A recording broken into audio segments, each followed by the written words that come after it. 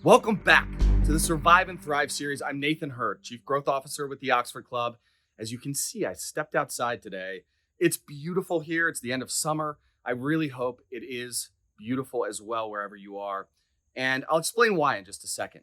When this pandemic started and we were in total lockdown, I think many of us turned to familiar sources of comfort, things like movies and food. I know I definitely had a few pints of Ben and Jerry's myself, and so much has changed in such a short time since then. But there's one thing that's for certain. Our immunity is of greater importance today than it's ever been before. And that got me to thinking. So a week ago, I started something. And today, I'd like to invite you, even challenge you, to join me and do the same. And I'll explain. When is the last time you challenged yourself with a meaningful health goal? Something that you knew was absolutely possible, but wouldn't be easy, would stretch you, would test your resolve. About just over a week ago, I started a 6-week eating plan. Now, the idea is to get the highest number of nutrients for every single calorie consumed. If completed, this will be the healthiest 6 weeks I've probably ever eaten in my life. And tons of fruits and vegetables. Exactly the sort of thing the immune system thrives on. There are several reasons beyond the obvious that I bring this up. Number one, with all the uncertainty surrounding this pandemic, the economy, this upcoming election, people are more stressed out now than almost ever before. And the greatest control you have and the greatest factor in that level of stress is you. You're the one thing that you can truly control. And as you all probably know, stress is very hard on the immune system. And right now, we need that immune system to be fully operational. So let me give you 6 factors that can help or hurt your immune health the most. Number 1 is sleep. Are you getting enough sleep? Are you prioritizing sleep? Are you doing all the things we know, like unplugging from digital devices and turning out the lights and making sure your room is cold, et cetera, to get the proper amount of sleep? And if you're not, can you set a goal in the short term to make sure you prioritize sleep?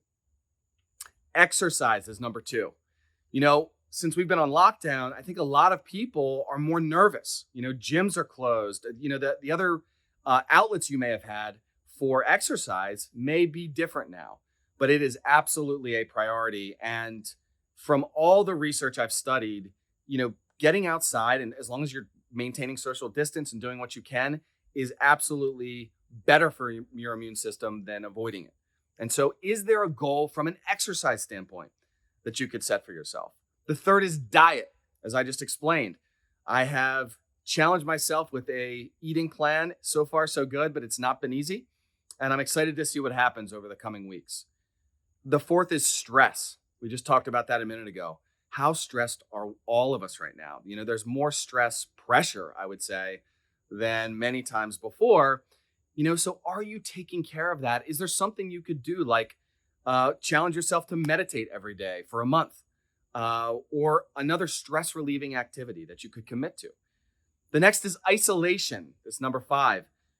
Isolation is the hallmark of what we've been under, though many of us now have started to get back out into the world, but isolation is still a big factor. Are there steps or commitments that you would want to make, that you've wanted to make over the next, several weeks to a month that would help you to feel less isolated and more connected?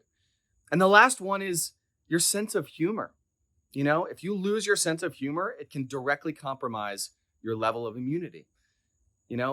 Heck, could you watch a funny movie every day for the next month?